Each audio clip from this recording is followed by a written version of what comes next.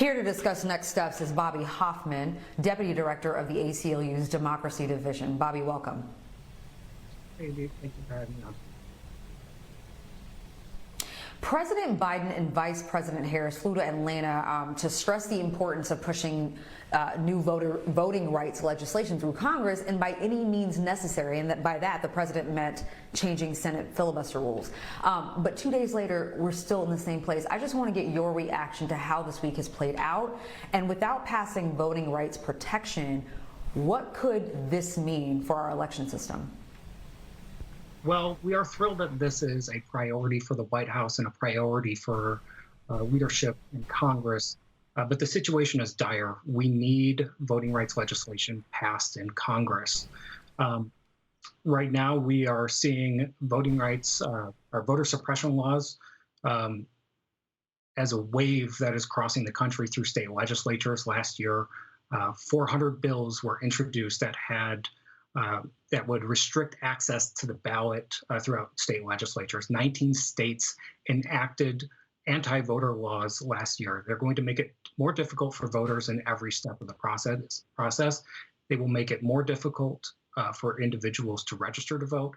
It will make it more difficult for individuals to request and cast an absentee ballot or vote by mail. It will make it more difficult for individuals to cast a ballot early before Election Day, and it will make it more difficult for individuals to cast a ballot on Election Day. So with these bills moving through state legislatures, we may see another wave this year before the 2022 election, and we need Congress to take action in order to ensure that all individuals have the freedom to vote and have their vote counted during the 2022 midterms. Well, Bobby, for those who may not understand why the John Lewis Voting Rights Advancement Act, Freedom to Vote Act, why they're so imperative in getting passed through Congress, can you explain how these two bills protect voters at the state level? So these two bills and the current legislation in front of Congress, which is the combination of the two bills that was put together in the House yesterday, really does two very important things. It protects and expands the right to vote. The John Lewis Voting Rights Advancement Act will restore and re-strengthen the Voting Rights Act of 1965. There have been two Supreme Court cases that has really weakened the Voting Rights Act of 1965. The first was Shelby County v. Holder in 2013 that weakened Section 5 of the Voting Rights Act. What Section 5 did was required states with a history of passing discriminatory voting practices and policies. It required those states to seek federal pre-clearance or approval from the government before putting new voting practices into place. With Section 5 being weakened immediately after in 2013, states like Texas and North Carolina that were previously covered by Section 5 immediately started passing voter suppression laws. In addition to the weakening of Section 5, Section 2, which provided another opportunity for private actors to bring litigation against states that passed voter suppression laws, was weakened last year in a case from the Supreme Court called Brnovich v. DC. So what the Voting Rights Advancement Act, the John Lewis bill, will do is re-strengthen and restore those provisions to their original strength before those cases and ensure that there are protections in place for voters in the event that states decide to pass restrictive voting laws. And then what else this law does that's incredibly important, this combined legislation that is heading over to the Senate, is that it sets national standards for voting laws.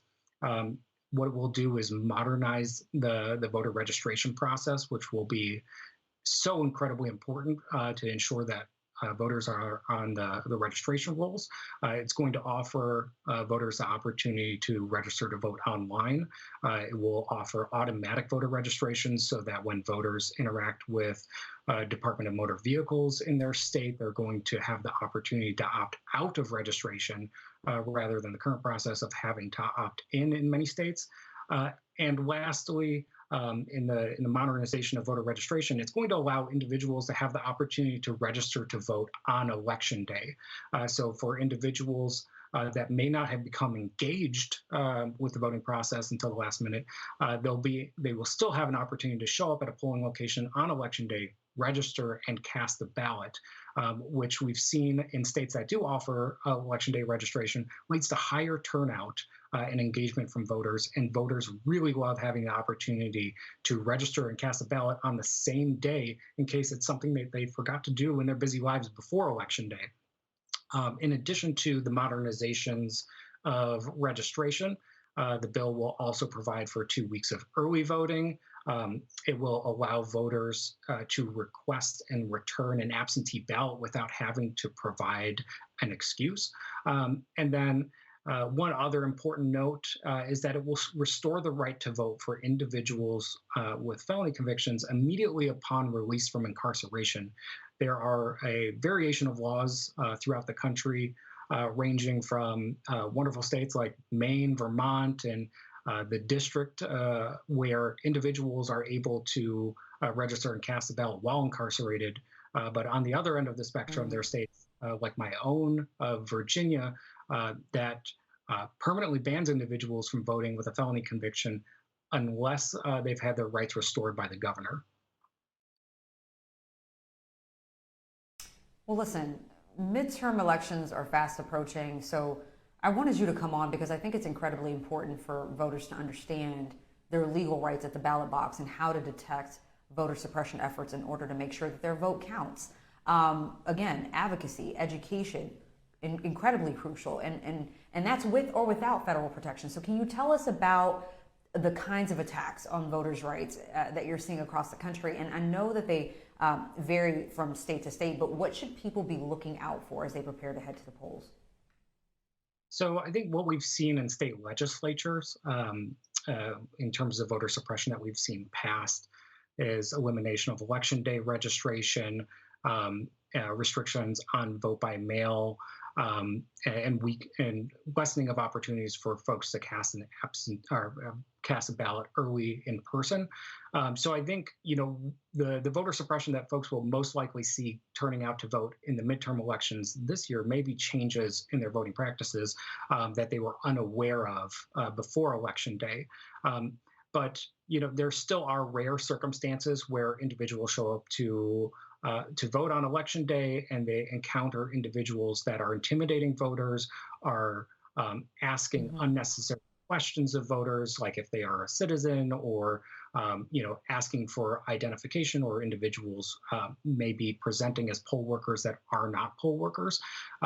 What is most important for folks to do if they witness any sort of voter suppression at the polls on election day, which is rare, is to report the incidents to the Election Protection Hotline, which is 866-OUR-VOTE, where they'll have an opportunity to speak with a voting rights attorney or a volunteer with a voting rights organization that can help them, figure out their way through the process and make sure that they're able to cast a ballot and have their ballot counted. Well, Bobby, how is the ACLU, what are they doing to try and counter these suppressive bills? So what we are doing is still working with state legislatures. We're, advocating against voter suppression laws, making sure that we are engaging with our members and volunteers so that they are talking to members of their state legislatures or members of Congress and senators in order to let them know that voting rights is a priority for them, to ensure that they are not passing voter suppression laws and are expanding access to the ballot.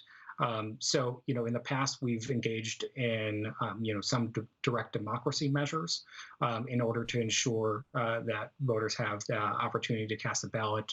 One big example was in 2018, we participated in a campaign called Promote the Vote, where we put a constitutional amendment on the state constitution for Michigan. And we were able to collect petitions and put it in front of voters. That measure expanded access for no excuse absentee voting, changed registration deadlines to ensure that more people were able to register, and ensure that people were able to register and cast a ballot on election day. By making those changes, we were able to ensure that more folks were able to participate in the 2020 election. And we're looking to continue those practices in other states where we're able to pass legislation. All right, Bobby Hoffman, Deputy Director of the ACLU's Democracy Division. Thank you so much for your time tonight.